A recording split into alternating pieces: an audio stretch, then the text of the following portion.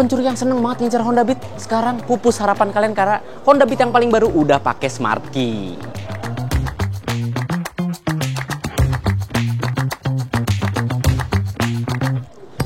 Jadi ini dia bentuk dari all new Honda Beat 2024. Sekarang ada yang Street, Deluxe, ada yang Deluxe Smart Key juga, dan ada yang CBS juga. Dan udah kelihatan banget, desain bentuk panel bodinya udah beda total. Sekarang kita bahas soal yang Deluxe dulu nih. Apa aja perbedaan di bagian bodinya. Sekarang untuk panel bodinya, dari mulai kepala, terus perisai depannya, spatbor, sampai ke panel bodi samping, itu udah benar-benar beda bentuknya. Dan untuk yang Deluxe sama yang Street ini, panel bodinya tuh sama persis. Cuma permainan warnanya aja yang berbeda.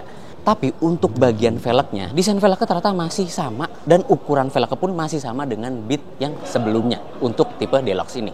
Sementara untuk Beat Street, velgnya udah jadi 12 inci dan desainnya sama kayak punyanya Ginio. Cuma warnanya aja yang berubah. Tadi kan kita udah bahas soal velgnya. Nah, gue bilang lagi kalau misalkan di Beat yang Deluxe ini ya, itu dia pakai velg berukuran 14 inci dengan desain yang sama juga, kembali lagi. Dan profil bannya itu yang bagian depan 80/90 dengan lingkar 14, sementara yang bagian belakang itu 90/90 dengan lingkar yang sama 14 juga, dengan menggunakan ban dari Federal. Sementara yang Beat Street velgnya 12 inci dengan profil ban 100/90 lingkar 12, dan yang belakang itu 110/90 lingkar 12 juga dengan ban dari IRC, bukan Federal sama kayak yang Deluxe ya. Kenapa sih sekarang Honda Beat Street itu profil bannya jadi tebel banget dengan lingkar velg yang jadi lebih kecil? Ya, mungkin Beat Street yang sekarang itu tidak akan jadi segesit Beat Street yang sebelumnya. Tapi dengan profil ban yang tebal dan lingkar ban yang lebih kecil ini, membuat Beat Street yang sekarang itu bakal lebih stabil di kecepatan tinggi, sesuai dengan karakternya yang maco banget. Soal perlampuannya ya, yang namanya motor entry level, di bagian depan itu lampu utamanya udah LED sama lampu jauhnya. Tapi untuk lampu sen dan lampu rem belakangnya tetap masih pakai halogen biasa.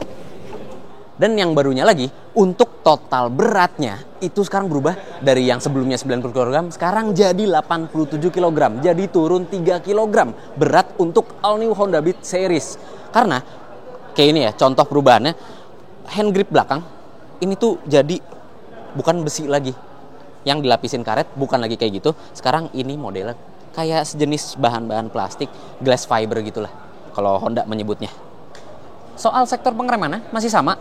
Bagian depan disc brake dengan merek dari Nissin, terus suspensi masih teleskopik, masih sama karakternya. Terus yang belakang single shock dengan rem Teromol di bagian belakang.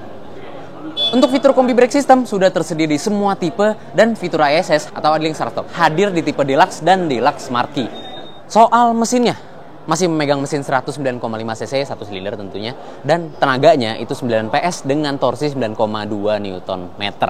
Yang dimana klaim dari Honda sendiri itu memiliki konsumsi bahan bakar sebesar 60,6 km per liter. Cukup hebat tentunya, ya itu biasa aja bagi Honda, tapi untuk di kelas entry level skutik, tentunya itu angka yang hebat untuk sebuah Honda Beat. Transmisi masih CVT, dan yang membedakan nih sekarang di bagian mesin untuk varian atau tipe Deluxe sama Deluxe Smart Key dan juga Beat Street itu tidak ada lagi Kickstarter. Justru yang CBS yang masih ada Kickstarternya. Kelihatan tuh kalau yang CBS masih ada Kickstarternya, kalau yang ini udah ditutup aja. Tuh, lubang sama plastik nih. Kenapa ya? Padahal kalau mau manasin motor kan enak, tinggal engkol gitu. Kalau misalkan akinya habis, gimana manasin motornya? Ganti aki. Nah, sekarang kita masuk ke bagian speedometernya. Yang kita lihat, speedometer itu ternyata memiliki klaster yang mirip-mirip sama Beat terdahulu nih. Dia masih gabungan analog sama digital. Digital itu cuma ada odometer sama indikator bensin aja. Terus yang di atasnya itu ya buat high beam, terus buat lampu warning tuh, cek engine sama lampu sen itu ada di atas semua. Sementara untuk bagian panel instrumennya, untuk yang varian di sini kita contohin varian CBS dan Beat Street itu dia nggak ada tombol ISS lagi, idling start stop di atas tombol starter. Terus di bagian kiri itu ya seperti Honda yang kemarin-kemarin ya, Honda Beat yang kemarin-kemarin itu cuma ada high beam, nggak ada pass beam, terus klakson. Nih buat yang penasaran sama suara klaksonnya, dan lampu sen di bawah klaksonnya.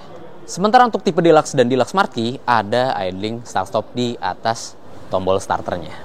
Sekarang gimana soal tampilan dari speedometer Beat Street? Nah, kita nyalain lagi. Tuh, untuk tombol ya aki, tombol check engine itu ada di bawah indikator speedometer. Nah, ini ada speedometer, odometer, dan juga indikator bensinnya. Udah sih itu aja, nggak ada trip A, trip B segala macam, karena ya ini motor entry level gitu, skutik entry level.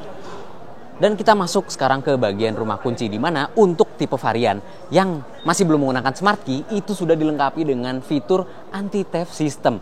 Yang dimana kalau misalkan kita ya putar kunci kontak kedua kali, ke on terus ke off, on off lagi, itu alarm anti theft-nya bakal nyala dan tunggu semenit sampai lampu indikator warna merah di speedometer itu mati. Nah, ada bunyinya kayak gitu. Kalau kita angkat nih, tuh, dia bakal bunyi selama 60 detik kalau berdiri. Kalau senderan begini, dia selama 30 detik bunyi alarmnya. Jadi, udah makin aman Honda Beat sekarang. Buat para pencuri ini yang sering banget ngincer Honda Beat, gimana pendapat kalian? Oke, untuk kompartemen penyimpanannya, yang bagian terbuka ya di balik perisai itu lebih lebar sekarang dan lebih luas, lebih dalam juga. Dan untuk kompartemen penyimpanan tertutup di bagian perisainya, itu masih belum bisa menyimpan apa-apa selain struk parkir kalian. Dan sekarang tersedia power outlet 12 volt. Ini agak di luar kebiasaan Honda karena Honda biasanya masang langsung USB Type A untuk ngecas. Kenapa sekarang jadi power outlet? Kita juga nggak tahu. Tapi mungkin biar fleksibel juga buat masang aksesoris USB Type A yang lebih banyak juga bisa. Oke, untuk bagian dek kaki juga dia masih tersedia hook dan pembukaan bagasinya masih sama di bagian kanan rumah kuncinya. Dan langsung terekspos bagasi sebesar 12 liter yang masih sama juga dengan Honda Beat yang 2020. Nah, untuk kapasitas tangki bensinnya masih 4,2 liter. Dan tentunya dengan kompresi mesin 10:1, tentunya tetap mesti diisi Pertamax ya. Ya bolehlah jel-jel dikit Pertalite, nggak apa-apa untuk menghemat keluaran kalian selama sebulan. Lalu buat kalian yang tentunya pasti udah komentar, Bang, rangkanya apa? Tentu rangkanya masih pakai ESAF. Jadi itulah perubahan yang terjadi pada All New Honda Beat 2024. Dari mulai desainnya yang jadi makin kayak Bibi Vario, motor pembangun negeri ini yang sekarang udah bukan motor sejuta umat lagi, tapi motor puluhan juta umat karena Honda Beat sudah terjual selama 23 juta unit di Indonesia sendiri. Gimana menurut kalian perubahan dari All New Honda Beat 2024 yang sekarang?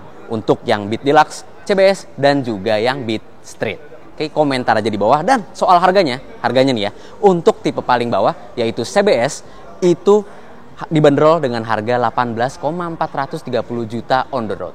Untuk yang tipe Deluxe dan tipe Beat Street itu dibanderol 19 jutaan. Sementara untuk yang tipe tertinggi Deluxe Smart itu dibanderol 19,8 jutaan on the road. Kalian pilih yang mana kalau disuruh beli Honda Beat sama emak atau bapak kalian? Komentar aja di bawah. Sekian aja. Itu dia dari Autoret Max. Terima kasih telah menonton. Jangan lupa subscribe dan tekan lonceng untuk mengetahui video seru selanjutnya dari Autoret Max. Gue Bagas Satrio. Dadah. Oh iya, kita bakal nyobain motor ini ya. Nantikan video selanjutnya.